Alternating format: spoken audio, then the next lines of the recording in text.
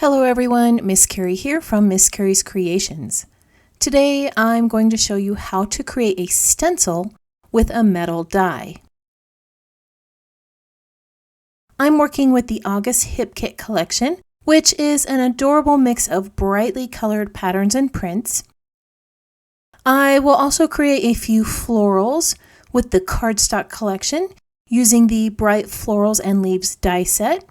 And I'll be creating a stencil design with the Honeycomb die and distress inks from the color kit. On my desk, I have the August main kit from Hip Kit Club.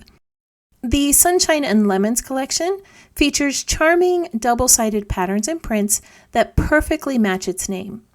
This kit includes matte gold alpha stickers, foam phrase stickers, cardstock ephemera and chipboard die cuts with the gold foil accents, and multicolor pearls. For today's project, I'm going to bring in these two new die sets, which I just love. Floral dies are one of my weaknesses, so I was happy to add the Bright Florals and Leaves set to my collection. On this page, I will also be using the Honeycomb texture die, and I'll share how I turned this into a stencil for my page. As I create this layout, I'll bring in a few additional supplies. I'll list those in the description below, along with a link to this Hip Kit collection. I have selected two photos of our little pup snacking on some raspberries in the garden. I'm using a pattern from the Pocket Life collection to frame the photos. The darker hue is similar to the color of the raspberries, which are an important part of the story. I've also grabbed a black and white PL card. I like the combination of black and pink and how this pattern will help my primary photo stand out. When I designed the layout, I debated on framing the entire page in this floral citrus pattern, but I opted to use this on the edges of the page instead. I know that there's going to be quite a bit of pink on this layout with the flowers and the ink, so I wanted to make sure that I had some negative space around my photo. Like I always do, I ran a wet brush down the edge of the paper where I wanted to create the torn edge. I also used a little bit of water to help roll up the edge of the cardstock. Behind the torn edge, I'm bringing in some of that pink floral pattern. I wanted to make sure that this was lined up correctly, so I laid a piece of 12 by 12 cardstock under my page and used that to help me line up the edge of the paper. I feel like there needs to be a little bit more pink on the opposite side because I want to create some directional flow. Again, I'm going to use my water brush to tear the edge of the cardstock and roll it up a bit. The water does a great job of softening the paper fibers and helps the rolled paper stay in place as the water dries. All right, let's go ahead and make that honeycomb stencil so that we can create a simple mixed media background. To create the stencil, I'm using a sheet of Mylar stencil film.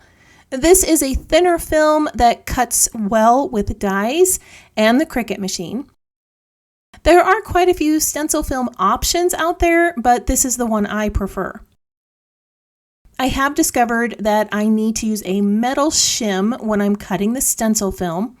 This just gets layered over the die under the top plate. The metal shim adds a little more pressure and helps that die cut through the film. It is helpful to have a little tool or brush to eliminate all of those little pieces. It took me a moment to do this, but once they were removed, I was able to pop that stencil right out of the die.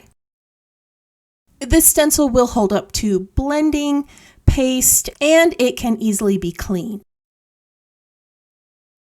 I plan on filling in that stencil design with saltwater taffy, and I want it to stand out over the background color that I add.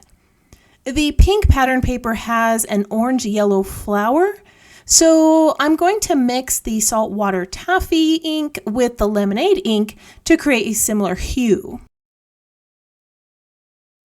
Before I applied the ink, I did prep my cardstock with some clear gesso.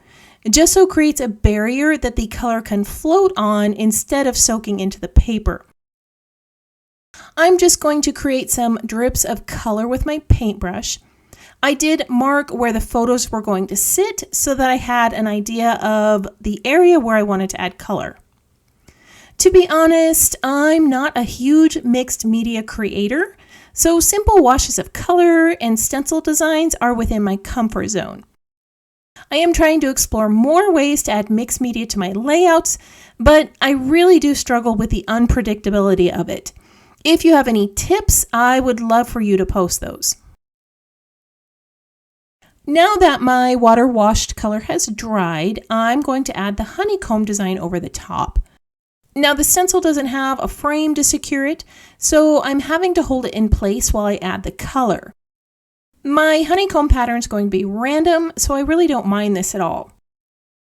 With a small brush, I'm adding the saltwater taffy ink. This is a distress ink that is water reactive. If you wanted to, you could spritz some drops of water over the stencil design and create another layer of texture.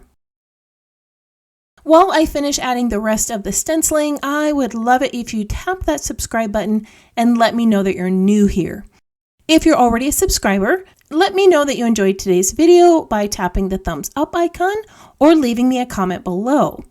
I would love to know if you plan on creating one of these stencils for your projects. So how much do you enjoy that background? This is such a simple technique and I love how it turned out. And now that the background's complete, I'm going to bring in those two photos. Around the photos, I'm going to layer some florals. These were cut from grapefruit pink cardstock using the Bright Florals and Leaves die set. Around the edges, I'm adding some color with the saltwater taffy. I'm just using the small brush that I used earlier to blend a little bit of color on the edges of the flower. This inking technique gives your flowers a little bit of dimension. I am going to shape this a bit and then layer it over the top of another flower.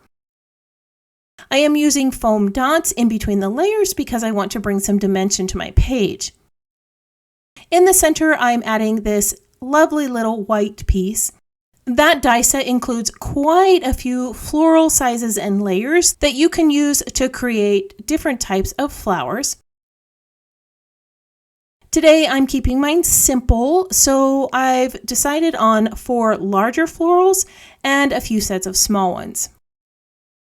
I'm going to start layering these above and below the photos. The flowers are going to create a vertical line of color on the page, similar to one that could be added with patterned paper. Around those flowers, I'm going to add some layers of leaves.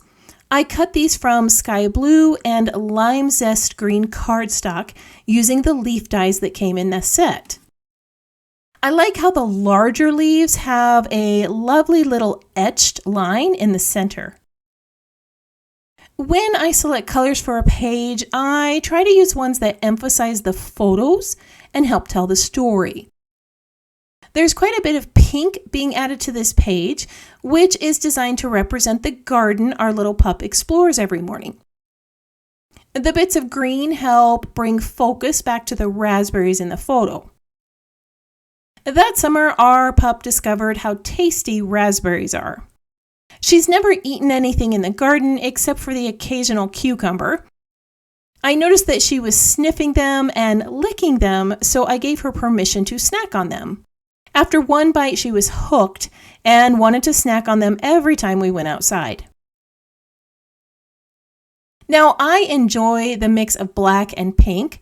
Maybe this is from my 80s childhood, but either way, I decided that these bundles of flowers needed a neutral color.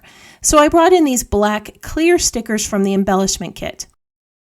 I'm just going to tuck these in a few areas around the design. If you're worried that this is starting to look a bit unbalanced, it's because I'm keeping that area on the right side open for journaling. Here in a moment, I'll add that to the page. All right, now it is time to finish this page up with some embellishments. I brought in some chipboard and die cuts from the main kit and a few items from the embellishment kit. I have cut one of the chipboard frames in half and I'm tucking these behind my photos. The chipboard frames have the same pattern as the one I selected for the edge of my page.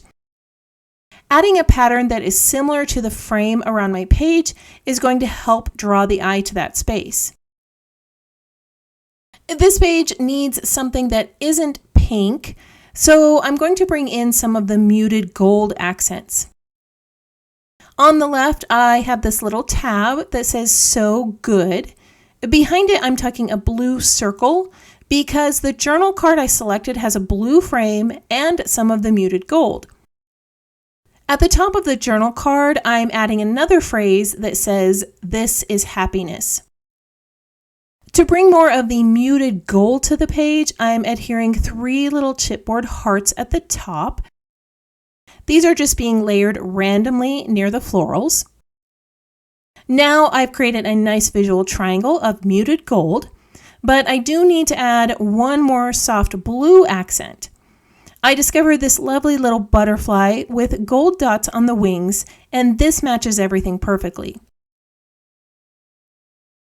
To finish off this design, I'm going to add a muted gold title at the base. This says "Simply the Best." All right, I'm going to go off camera and add my journaling, and then I'll share the completed page with you.